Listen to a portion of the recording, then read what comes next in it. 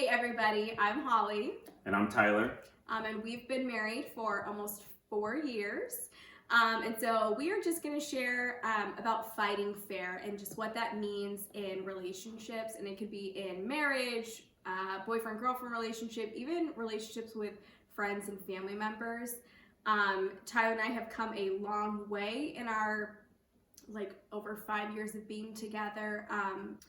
And so when Tyler and I started dating, obviously I had Malachi, so when we don't have a lot of disagreements. We both are very much peacemakers, and but we both can tend to be passive aggressive. And so obviously if we're going weeks and not talking to each other, that would very much impact Malachi's life. So we excuse me, early on talked how are we gonna fight and how are we going to, we have to do not what's only healthy for us, but what's healthy for Malachi as well. And we're setting the example for him. And so we're gonna share just a scenario that we actually just went through a few weeks ago. And go ahead. Yeah, so a couple weeks ago, throughout our whole relationship, we've been, same as everyone, we're bringing in kind of this baggage and kind of these habits of fighting and communication that we'd had. And so recently, this past week, a couple weeks ago, one of the situations that we had as a family was we traded in one of our cars to get a family car. And the conversation was, should we trade in my car or Holly's car? We ended up trading in my car, which I had for a couple years, and it was a nicer car. And so we ended up trading that car in. It made financial sense, but I didn't communicate that I was, I wouldn't use the word unhappy, but that I was not pleased with giving up my car. I felt like I worked really hard. I paid for it myself. I bought it.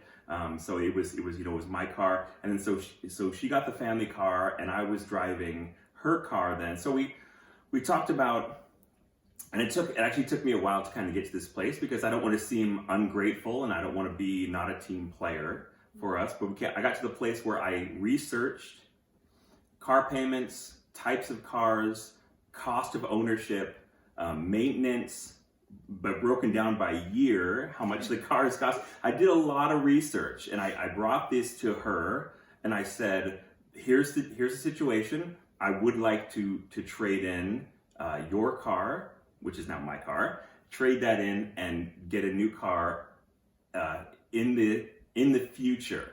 Some kind, I think I said maybe at the end of the school year or a year from now or something. I put a time limit on it, but I had brought concrete kind of evidence and substantiated,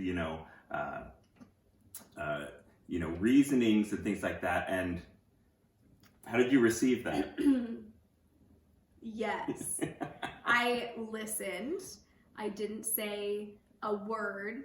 And it was a little bit awkward because we went to bed and we didn't really say anything.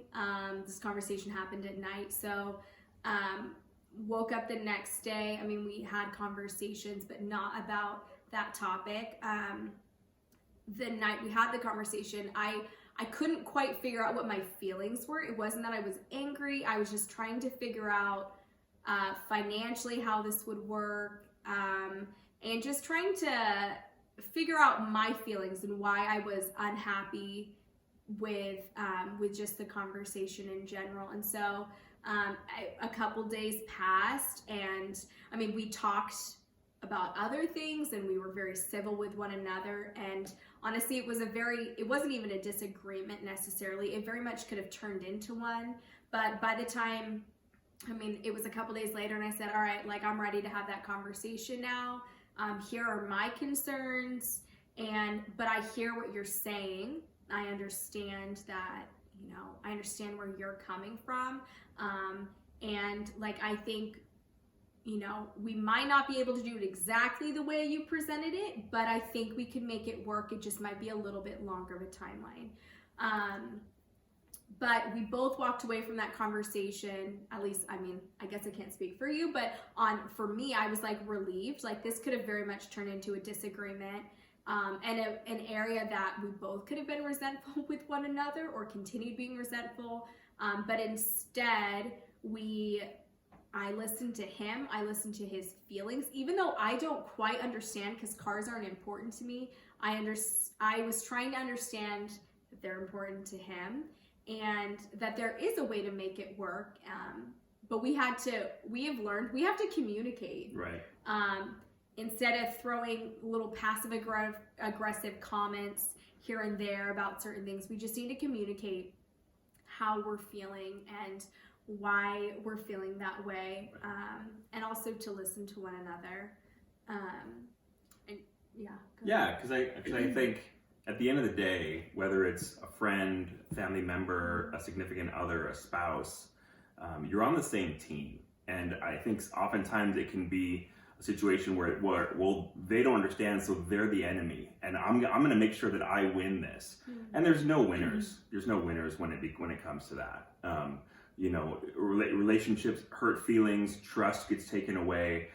So basically, the moral of the story is healthy communication is so important.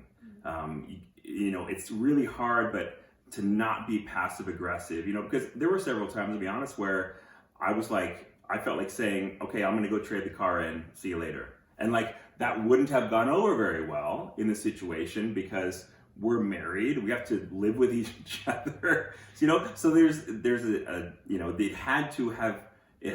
was a touchy subject. It had to be presented in a healthy, communicative type of way, in order for there to be winners on both sides and for understanding to happen.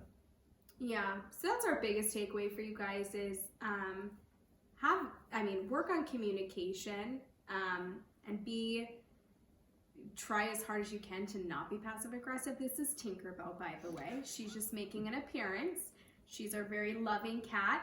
But the other thing is to understand what the other person's needs are. Like I said, I want to have the conversation right then and there. If we're having a disagreement, I want to talk about it right then and there.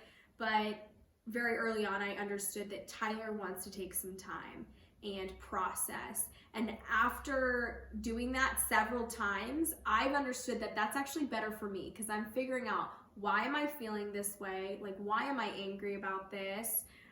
Is it even important to be angry about? Because honestly, most of our disagreements, we look at each other and laugh because we're like, I cannot believe we just argued about that. And then understanding that it's okay to take a break and come back and talk about it later. Chances are you're going to be in a much better headspace, and you're going to say things that you won't regret if you take some time apart. Right. So hopefully this has been helpful. Yeah.